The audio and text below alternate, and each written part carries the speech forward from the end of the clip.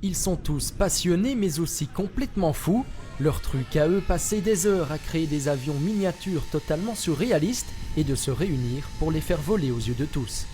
Le modélisme, c'est une école déjà de patience, c'est vrai qu'il faut passer pas mal de temps, mais c'est vrai qu'alors pour sortir ce genre de choses et arriver à ce que ça vole bien, arriver à les mettre au point, ça n'a pas l'air, ça prend beaucoup de temps, même bien plus de temps que de faire un avion classique comme un avion de tourisme ou un avion, je dirais comme on voit dans les aéroclubs, mais oui on est un peu timbré, on essaye, parfois le premier on le casse, on dit mais c'est pas grave, on recommence, on fait le deuxième, on améliore, on transforme jusqu'à ce que ça vole, parfois ça vole jamais mais c'est pas grave, on a pris du plaisir.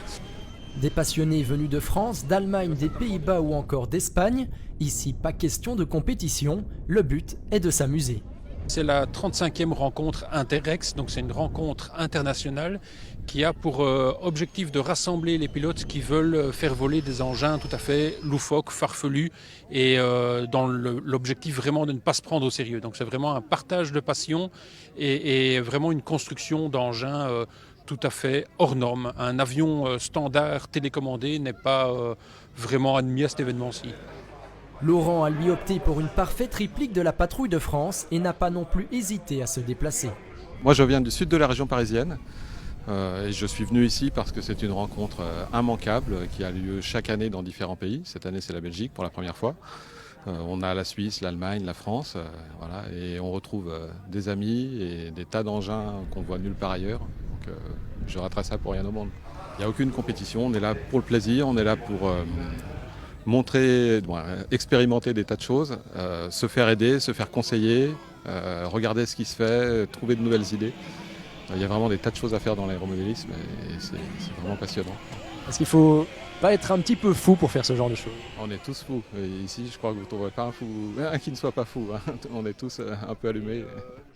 Des avions plus standards ou plus originaux, chacun crée lui-même ce qui lui plaît.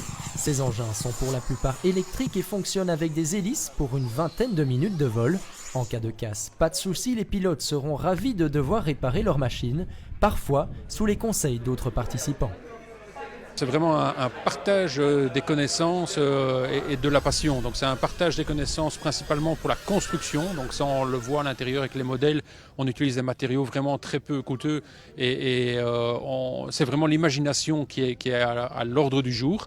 Et même chose pour le vol derrière. Les vols peuvent être farfelus. Ici c'est un peu plus compliqué. On a un peu de vent aujourd'hui. On a la météo qui n'est pas trop avec nous. Mais malgré tout ça n'empêche pas aux pilotes de pouvoir s'exprimer pleinement en plein vol. La météo parfois capricieuse n'a pas fait redescendre le moral des modélistes. Le club des accros du cerveau se dit déjà prêt pour accueillir un second meeting dans les prochaines années.